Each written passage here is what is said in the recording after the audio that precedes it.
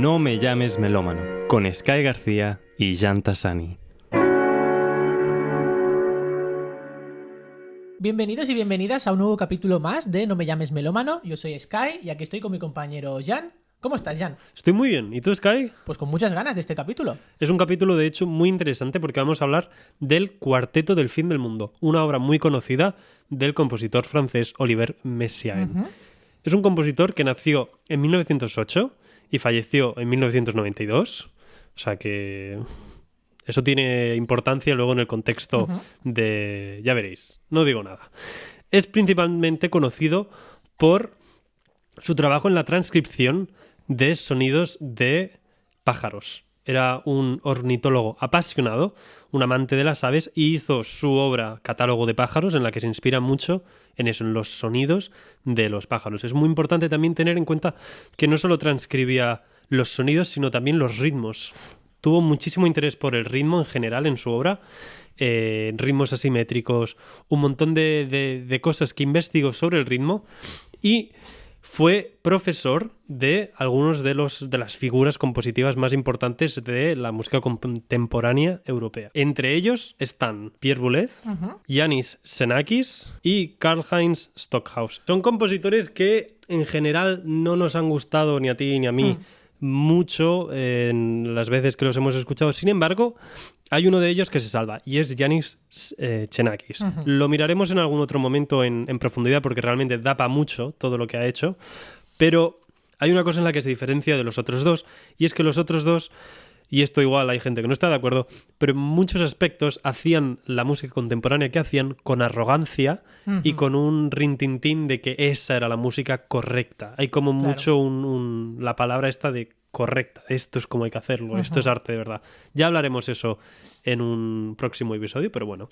Lo dicho, muy interesado por las aves, muy interesado por el ritmo y también muy religioso. Era el organista principal en una de las iglesias más importantes de París, por lo tanto tenía muchísimo nivel a la hora de tocar, gran intérprete y autores religiosos consagrados como Bach y todos los autores importantes de la música litúrgica, o sea que estaba realmente muy metido en eso. Dicho esto, queda clarísimo que más allá de su música, Messiaen deja un legado bastante importante. Y esta, la obra de El Cuarteto del Fin del Mundo, es una de las obras más conocidas suyas.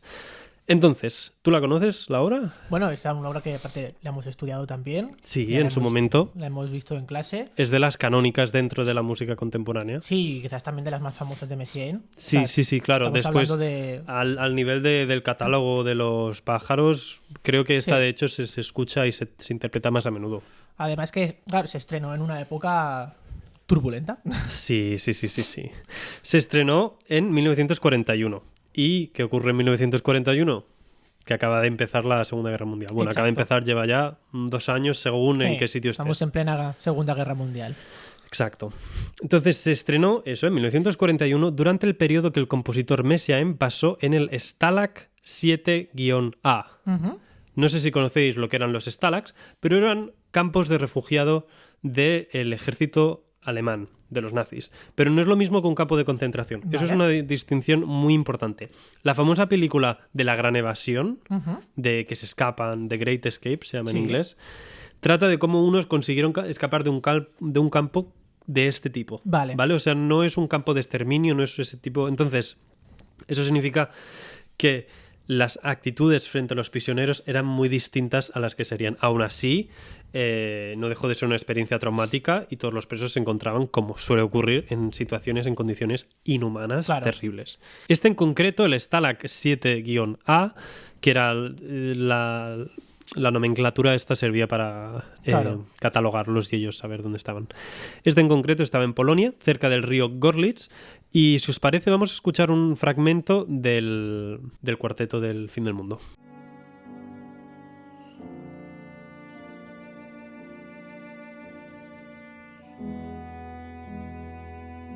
La idea del cuarteto nace a partir de una coincidencia de Messiaen con 3 músicos profesionales. Messiaen más 3, 4. Por eso el cuarteto. El cuarteto. El primero fue Henry Akoka, un clarinetista al que se encuentra de camino Messiaen al campo y al que le enseñan los primeros bocetos de la obra que acabaría siendo Abisme de Oiseaux, Abismo de pájaros, y es la obra que posteriormente se convierte en el tercer movimiento. Y el único comentario de Henry Acoca, que es, por cierto, uno de los únicos intérpretes que interpretaron la obra en ese momento que realmente era profesional, Vale. fue, o profesional dentro de un nivel ya de solista, el único comentario fue: pero qué difícil. Y Messiaen le dijo algo como: no exageréis, anda. No es para tanto, ¿no? Exacto. Una vez en el campo de prisioneros, resultó que había 2 músicos profesionales más: el violinista Jean Le Boulaire y el chelista Etienne Pasquier. A priori, Messiaen escribió una pieza de trío y más adelante se añadió a él mismo como pianista, convirtiéndolo en cuarteto. Claro, los intérpretes es cierto que han aparecido por casualidad, pero ¿y el papel y los instrumentos para tocar de dónde salen? Exacto, o sea, eso es una parte muy importante. Recordemos que él llegaba con la música que él había compuesto en un maletín como su bien más preciado. No tenía papel extra, no tenía lápices, no tenía material. Seguramente no tuvieron hasta más adelante en ningún sitio donde hacerlo. Lo que pasa es que es una parte de la historia esta que es bastante clave, porque de no haber sido por el oficial Carl Albert Brull, no habrían podido conseguir nada de esto, ni siquiera componer la pieza. Este soldado se mostró simpático desde el principio con ellos. No tengo claro si es que ya conocía la obra de Messiaen o simplemente se sintió conmovido. Exacto, seguramente. El tema es que no dejaba de ser soldado, y eso es muy importante tenerlo en cuenta. No deja de ser el malo. Claro. O sea, puede ser más simpático, lo que quieras, pero sigue siendo el malo, sigue siendo un soldado. Vale. Esta es una parte de la historia, de hecho, que es clave, porque de no haber sido por el oficial Carl Albert Brull, no podrían haber conseguido nada de eso, ni el papel, ni el espacio para componer, ni los instrumentos más adelante para interpretarlo, porque un clarinete, vale, lo puedes llevar, quizás, pero un piano, un cello, violín también quizás, pero de nuevo, complicado. Entonces, este soldado, que se mostró simpático, pero recordemos que seguía siendo un soldado, y a ninguno de los intérpretes me da la sensación a mí que se les olvidó, por mucho que igual el otro intentara parecer otra cosa, se mostró simpático, les proporcionó papel, espacio para componer y espacio para ensayar, instrumentos para todos. Al principio había solo instrumentos de mala calidad y parecía que iba a estar suficiente, pero claro, la complejidad de la pieza, porque estamos en una época en la que ya no es solo importante la nota que escribes, sino el timbre que buscas con esa nota. Y ya necesitamos una delicadeza que los instrumentos puedan proporcionar. Entonces, obviamente no eran situaciones ideales, pero todo lo más mejor que pudieran encontrar los instrumentos mejores. Al principio iba a tocarse en un violonchelo de 3 cuerdas y al final se hizo en un violonchelo de 4, como tiene que ser. Más tarde hablaremos un momento de este personaje, Carl Albert Brull, pero lo dicho, un poquito agridulce el final. Claro, por lo que parece, ¿no? Lo que comentabas, esto lo han escrito en el campo, ¿no? En el campo este de refugiados. Pero claro, ¿cómo estrenan esto? Si estaban ahí en principio, estaban detenidos. Claro, porque lo estrenaron en 1941. Y es que lo estrenaron dentro del campo. Vale. Eso me parece una de las cosas más bestias, porque es que hay un póster que ahora veréis en la imagen en el que simplemente pone el nombre del campo, que es la primera audición del cuarteto del fin del mundo de Olivier Messiaen el 15 de enero de 1941, y luego pone el nombre de los 4 intérpretes: Olivier Messiaen, Etienne Pasquier, el chelista, Jean Le Boulaire, el violinista, y Henry Acoca, el clarinetista. O sea, realmente muy interesante. El cuarteto fue estrenado bajo la lluvia el 15 de enero de 1941, en el mismo campo de prisioneros. Atendieron 400 prisioneros y guardas y debió ser una experiencia realmente intensa. Imagínate, bajo la lluvia, una pieza que se llama El Cuarteto del Fin del Mundo, y lo suena, luego escucharemos un poco, y más tarde Messiaen recordaba que nunca había sido escuchado con una atención y una comprensión tan profunda como en ese momento. Una comprensión, eso me parece muy interesante. Claro, es que eso es interesante y bueno, y si lo piensas también bastante lógico, atendiendo a las circunstancias en las que estaban en ese momento. Es decir, tienes a lo mejor 400 personas ahí, prisioneros, que no saben si van a salir vivos o no. Lejos de casa, los soldados también muchas veces están ahí a la fuerza. Claro, a ver, los soldados también, igual que están los que estaban a favor del régimen, estaban los que, como te pongas en contra, te matan. Exacto, Y exacto. esto ya lo vimos, ¿no? Con el podcast este que hicimos de la censura política en Alemania. Exacto. Entonces, claro, al final es lógico que bajo esas circunstancias, wow, tiene que ser muy potente ese estreno. Claro, Exacto. luego, aunque lo reestrenes después, no es igual. No es igual, y esa primera estrena fue muy heavy. Es que además, bajo la lluvia, en enero, en Polonia. El frío que O sea, tiene que hacer ahí. Exacto, es que es todo eso. Antes de comenzar la interpretación, Messiaen leyó un fragmento del libro de las revelaciones. Os recuerdo que antes dije que era muy religioso. Hay mucho sabor religioso metido en todo esto. Y este libro, el libro de las revelaciones, es el libro de la Biblia que habla del Apocalipsis y todo eso. Vale. Yo he oído gente que habla de que esta pieza narra ese momento de la Biblia y va sobre eso de la Biblia, pero me parece incoherente desestimar la importancia de la guerra mundial en ese momento. Claro. O sea, no te digo que no le diera importancia a él a esto de la Biblia, pero el fin del mundo era ver que Europa se estaban matando entre ellos otra vez, ¿no crees? Claro. Creo yo. Claro. Aunque igual usó ese fragmento porque si Messiaen era religioso, lógicamente va a tener esas referencias. Pero claro, es que para ellos lo que estaban viviendo era literalmente el fin del mundo. O sea, era una guerra Exacto. mundial muy gorda. Estaban exterminando a gente. Bajo esta circunstancia, claro, estamos hablando que ellos estaban viviendo ese fin del mundo. Y Claro, yo claro. creo que hizo esa referencia a la Biblia como persona religiosa. Exacto. Y yo creo que es así, pero de verdad que he visto argumentos en los que la gente como que lo lee como si fuera una obra independiente a lo que estaba Ya. ocurriendo en el mundo en ese momento. Y me parece incorrecto. Yo creo que es que, o sea, es un reflejo. Sí, no. Claro, y que es lógico que el arte siempre es un reflejo de la época en la que se está Claro, viviendo. claro, claro, pero es que en este momento es que es muy bestia. Claro. Entonces, es interesante porque antes de meternos a fondo con los movimientos, que también me gustaría comentarlos cada uno, Sí. vamos a explicar qué conllevó la estrena y todo eso. Entonces, durante uno de los ensayos de la pieza se presentaron unos generales, quizá porque les vieron muy buenos artistas, porque les gustó, no lo sé, quizá por comentarios a favor por parte de Brull, el oficial que les prestó todo eso, y se decidió que tras el estreno volverían todos a París. Vale. Y así fue. Sin embargo, y no olvidemos que es que son los malos. A Coca no le dejaron ir porque se dieron cuenta que era judío. Ah, claro. Entonces se lo quedaron.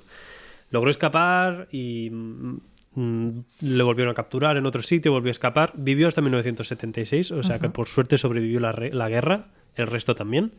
Pero lo dicho, se complicó.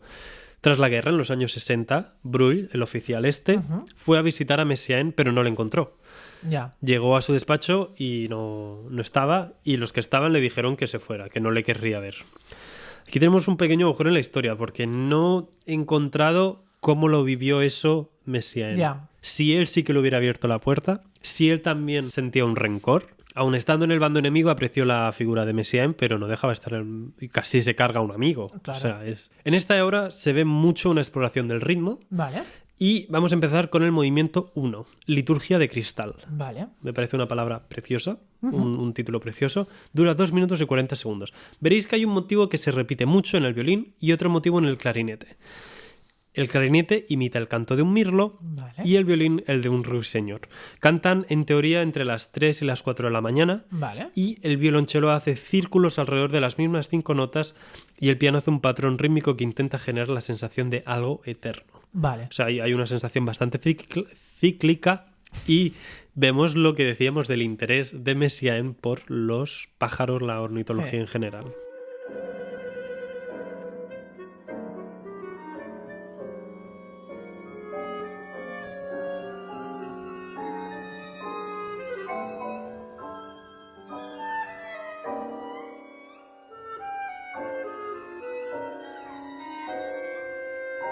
El segundo movimiento, que se llama Vocalización para el ángel, que anuncia el fin del tiempo. Luego ya, aquí ya se empieza a ver un poquito por el título, ya se va empezando a ver un poco todo, que dura unos 5 minutos más o menos. Que sí que vemos que, a diferencia del movimiento anterior, van todos por su cuenta. O sea, no vemos que realmente estén tienen una interacción entre los instrumentos entre ellos, ¿no? El cello y el violín tienen secciones a unísono, el piano va respondiendo al clarinete. Sí que tiene una parte introductoria y otra ya hacia el final del movimiento, muy fuertes, muy marcadas, que es ¿no? Que representa un poco este poder del ángel que te está anunciando el fin del mundo, justamente, ¿no? Y en la sección central podemos encontrar una textura muy distinta. El piano no deja de tocar acordes a corchea sobre el colchón que montan con el cello, ¿no? Y el clarinete aquí está totalmente ausente. Exacto. O sea, realmente cambia la instrumentación. Es bastante interesante. Sobre todo en contraste con el primer movimiento en el que todos iban por libre y aquí todos hacen un poco lo mismo.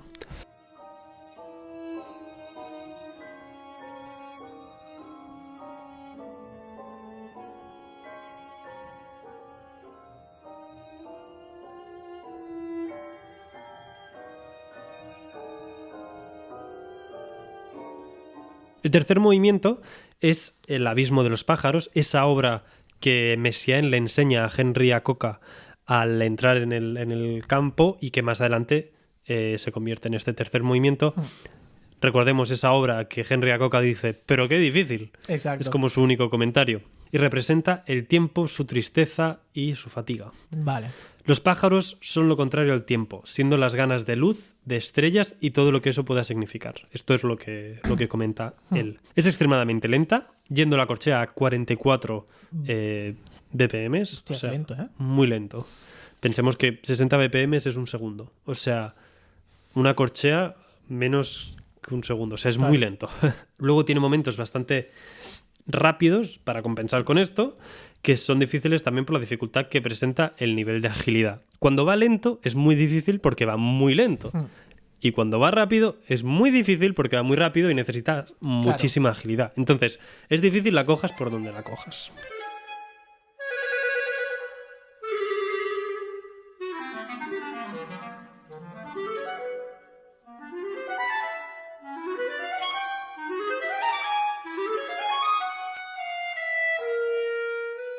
En el movimiento 4, que es un interludio para violín, el cello y el clarinete, esta es la formación original para la que Messiaen había pensado en principio la obra, ¿no?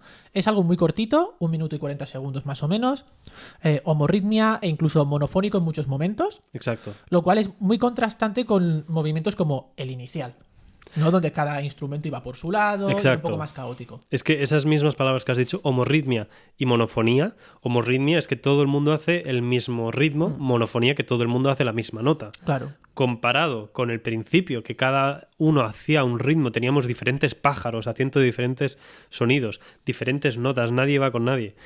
De nuevo, un cambio.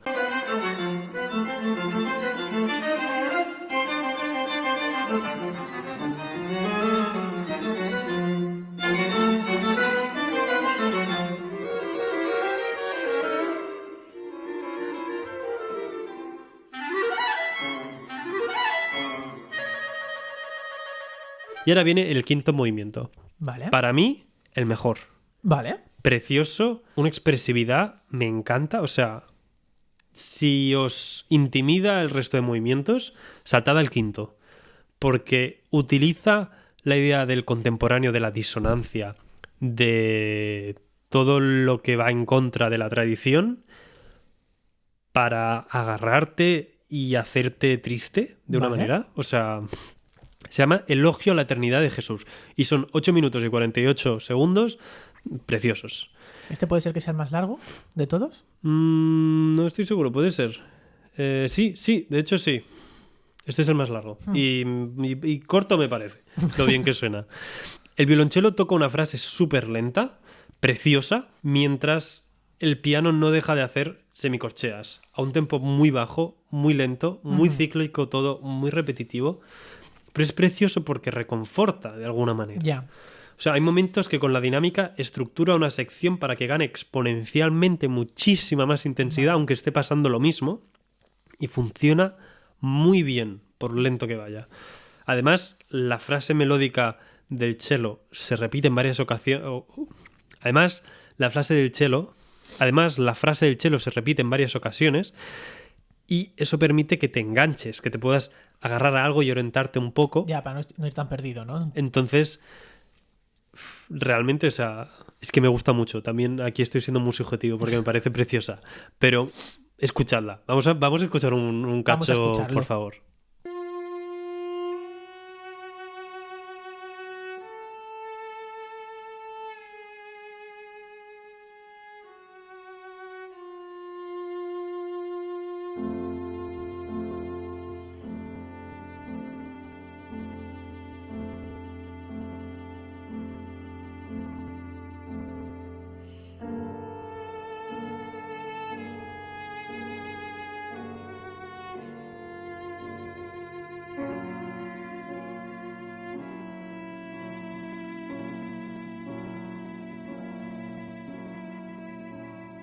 Continuamos con el movimiento 6. Movimiento número 6, Danza de la Ira para las 7 trompetas. 6 minutos. Exacto. 7 trompetas, 6 minutos. No pasa nada. Ay, porque he dicho no pasa nada. Eso lo quitas, ¿vale? Vale. No sé por qué. Digo, no pasa nada, y pensando, digo, no sé qué tiene que pasar. Como si tuviera que haber coordinado la duración de la pieza con el número de trompetas. Ay. Es un movimiento con muchísimo interés rítmico, como mucha de la música de Messiaen, y es la idea de las trompetas del Apocalipsis que anuncian el Apocalipsis. En muchos momentos están todos yendo al unísono y utiliza el unísono en todo el movimiento, de nuevo, muchísimo contraste con los otros en los que hemos visto que cada uno iba por libre, le da muchísima fuerza y remite un poco a la idea de las trompetas yendo todas a la vez. Ya. Nuncio, marcial, tiene muchas implicaciones las trompetas.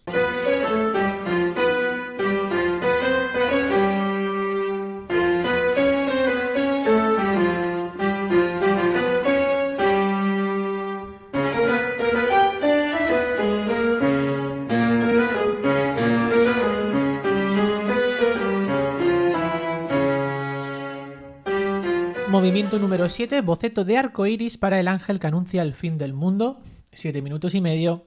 Este es un movimiento bastante tranquilo, en contraposición con el anterior, ¿no? Una melodía que podría recordarnos a la del quinto movimiento, en la manera que vuelve a la nota de la que comienza. Tiene diferentes secciones, ya que al principio solo piano y cello, y más tarde hay una sección en la que el piano coge ese protagonismo y el clarinete y el violín apoyan incluso con alguna técnica extendida, algún colegno y algún glissando para reforzar un poquito, ¿no? Exacto. Aún así, va y vuelve de la textura que muestra al inicio. Tiene un poquito este vaivén. Vamos a aprovechar este momento, ya que han surgido aquí técnicas extendidas, para explicarlas, porque antes he comentado que en este momento, históricamente, ya no era solo la nota, sino el timbre que tiene.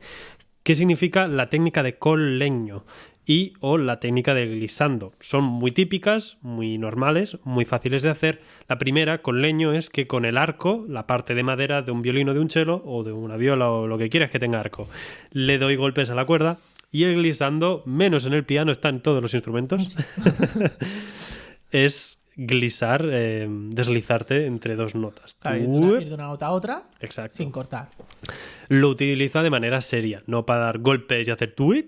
No, lo utiliza con gusto y como se hace en esta época. No creo que lo haga de una manera efectista, de hecho. Pero bueno, eso ya es una cuestión.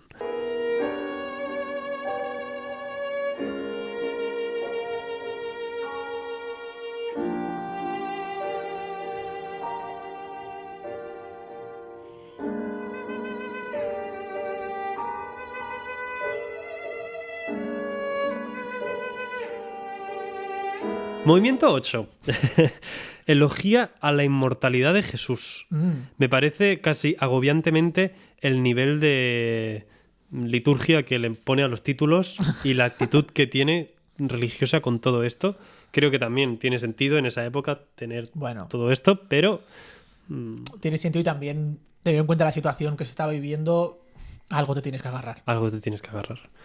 En esta se agarra al quinto movimiento, porque es muy similar al quinto movimiento, pero en este caso el solo, en vez de ser de cello, es de violín.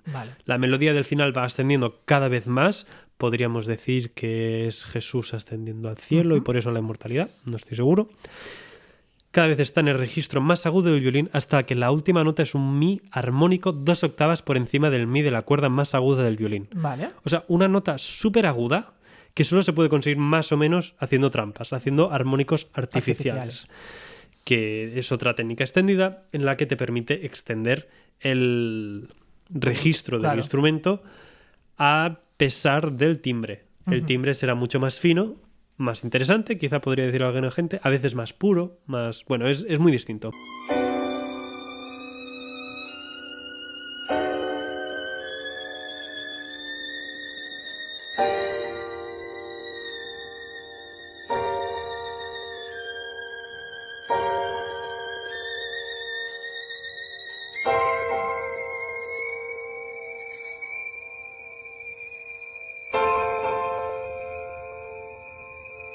Entonces, eso, una pieza muy interesante en general, 8 movimientos, 50 minutos más o menos. Una pieza con peso. Exacto. Si no tenéis tiempo para los 50, os ponéis el quinto movimiento. El quinto movimiento, el resto no hace falta. Dura 8 minutos y 48 segundos. Si os lo ponéis y no llegáis a los 8 minutos 48 segundos, me parece bien. Pero si os lo ponéis y no os engancha, me sorprenderá. Decidlo en los comentarios, porque es que...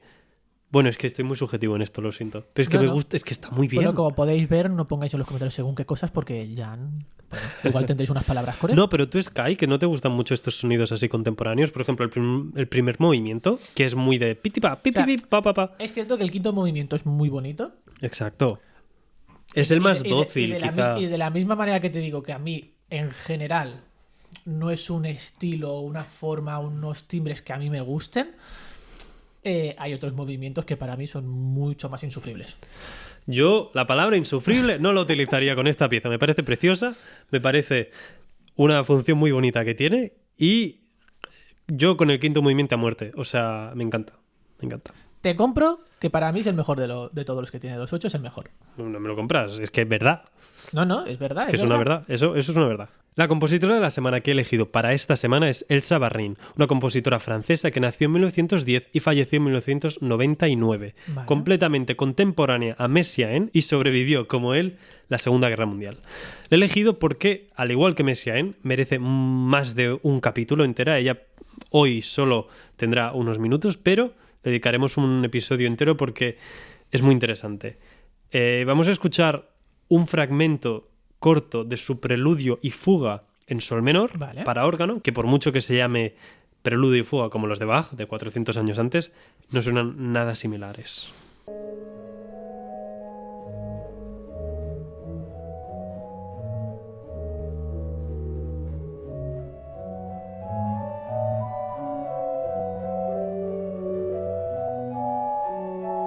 Barrin fue una de las más importantes figuras compositivas del siglo XX de Francia. Aunque su música no se interprete a menudo, ganó el Premio de Roma en 1919 con su obra La Vierge Guerre, una obra basada en Juana de Arco. En sus tiempos, ella fue la cuarta mujer en recibir el premio. O sea, estamos hablando de una pionera. Otras compositoras, por cierto, que han ganado el premio también, que también merecen episodios y que tiempo al tiempo llegarán, fueron Lili Boulanger, Marguerite Canal y Lili Jean Boulanger, Leleu. recordamos que hablamos de ella en otro episodio. Exacto.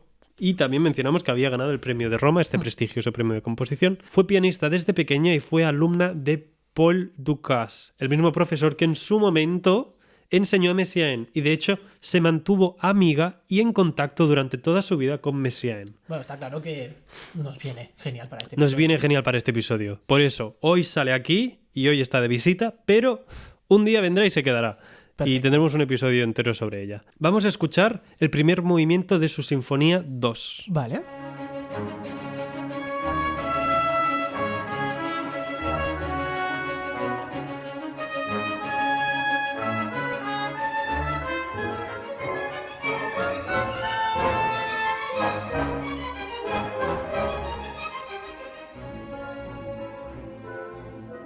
Durante la guerra, y esto me parece muy interesante, se involucró a tope en la resistencia contra los alemanes y logró en varias ocasiones librarse de trampas de la policía y salvar su vida.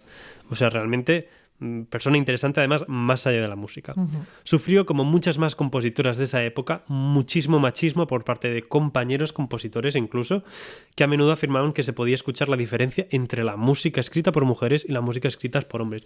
Como esta cosa que se enseña en conservatorios a veces de el final masculino y el final femenino. Parece terrible cuando sigue estando eso en los libros. Y justificaban que sí, que se nota, claro que se nota. Lo dicho, una fantástica figura de la composición, de la resistencia política, artística y del esfuerzo que es necesario para hacerse un nombre en la historia.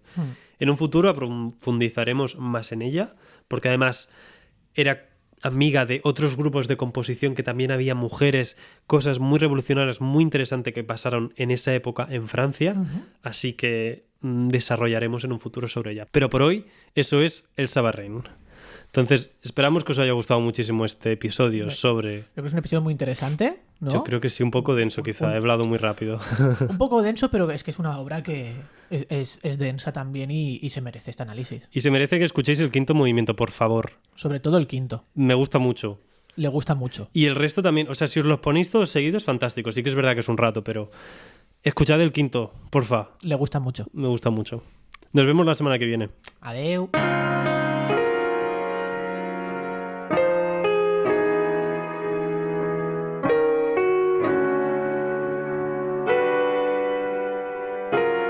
No me llames melómano, con Sky García y Jan Tassani.